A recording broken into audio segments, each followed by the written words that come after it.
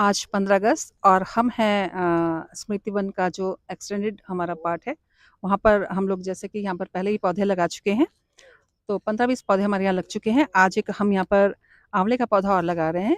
तो ये पौधा जो है अमित नेगी जी की याद में अमन नेगी और मीना नेगी द्वारा माला नेगी जी द्वारा लगाया जा रहा है। तो आज हमारे साथ स्वतंत्रता दिवस के अवसर पर हमारे धात के सभी सम्मानित सदस्य हैं हमारे साथ। हमारे साथ हैं गणेश उनियाल जी और जो कि धात के उपाध्यक्ष हैं वीरेंद्र खंडूरी जी, जो स्मृति वन के जो है मुख्य संयोजक हैं। आशा डोभाल मैम हैं जो कि कोना कक्षा की जो है संयोजक हैं और हमारे सब है हमारी युवा टीम सौरव अग्रवाल और विश्वास गुप्ता।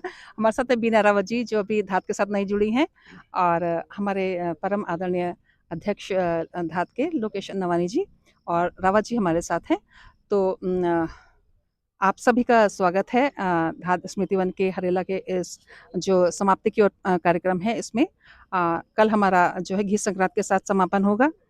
तो सर जो है आप इस धात के स्मृति वन के जो है नींव के पत्थरों में से हैं जो है और धात के जो आप फाउंडर हैं, फाउंडर प्रेसिडेंट हैं। तो सर आप जो हमारा जो इस यात्रा जो हमारी 1 महीने की चल रही है, आप हमें पूरी उम्मीद है कि पीछे से आप जो है इसका पूरी जो है अवलोकन आप कर रहे होंगे। तो आज कुछ शब्द आज आपकी।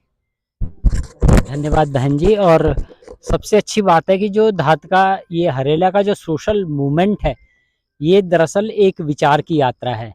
धरती को हरा बनाने का विचार इसके मूल में था और इसमें भी जो विचार था वृक्ष लगाने के लिए हर व्यक्ति हो जिम्मेदार, और यही है धात का नया हरेले का संस्कार।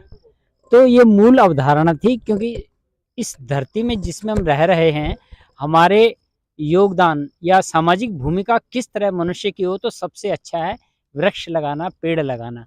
और पेड़ को किसी की स्मृति में लगाना और भी महत्वपूर्ण होता है, क्योंकि वो व्यक्ति जिसके स्मृति में पेड़ लगाया जाता है उस मनुष्य के अवचेतन मन में होता है और वो उसके प्रति भावनात्मक रूप से अपने को रिस्पॉन्सिबल महसूस करता है।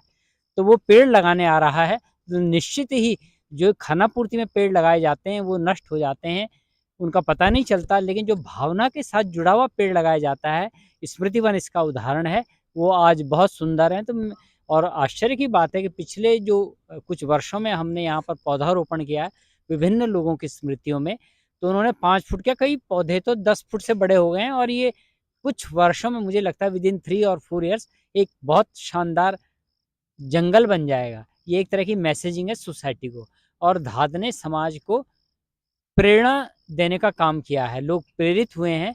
जो आयोजन हम एक पूजा पाठ के रूप में करते थे, एक पारंपरिक पर्व के रूप में घरों में करते थे, और एक जिसे कहते हैं देवी देवता की पूजा के रूप में करते हैं, वो सामाजिक समारोह में, सामाजिक उत्सव में बदल गया है। और मैं ये गर्व के साथ कहना चाहूँगा कि ये इनिशिएटिव धात का था और मुझे गर्व की अनुभूति हो रही है कि हम पेड़ लगाने के लिए लोगों को प्रेरित कर रहे हैं, प्रत्यक्ष और अप्रत्यक्ष रूप से। चाहे हम संख्या में कम हो, क्योंकि सबसे बड़ी संस्था सरकार होती है, सरकार से बड़ा कुछ नहीं है, लेकिन एक कुछ लोगों की संस्था अगर एक विचार को देश और दुनिया में फैलाती है, तो उसके कर्म की सार्थकता है। और मैं धात के सभी साथियों को इसके लिए शुभकामनाएं देता हूं कि ये 1 महीने की यात्रा, इतना तो मैं समझता हूं कि गवर्नमेंट जो मुझे खैर इस समय टिप्पणी नहीं करनी चाहिए महत्वपूर्ण बात में, लेकिन उनकी भूमिका से भी महत्वपूर्ण है उस आदमी की भूमिका जिसको इस पेड़ से कोई लाभ नहीं होता।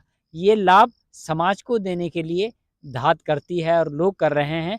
और आज जो हम पेड़ लगा रहे हैं ये भी माला नेगी जी और अमन नेगी जी उनकी स्मृति में, अपने द्वारा अमित जी की स्मृति में लगा रहे हैं। तो ये मैं समझता हूँ कि ये भावना हमारे दिलों में बसी रहेगी और हम एक सुंदरतम काम कर रहे हैं। धन्यवाद, नमस्कार। धन्यवाद सर। और आप भी अगर चाहें इस धरती को सुंदर बनाने में अपना सहयोग दे सकते हैं।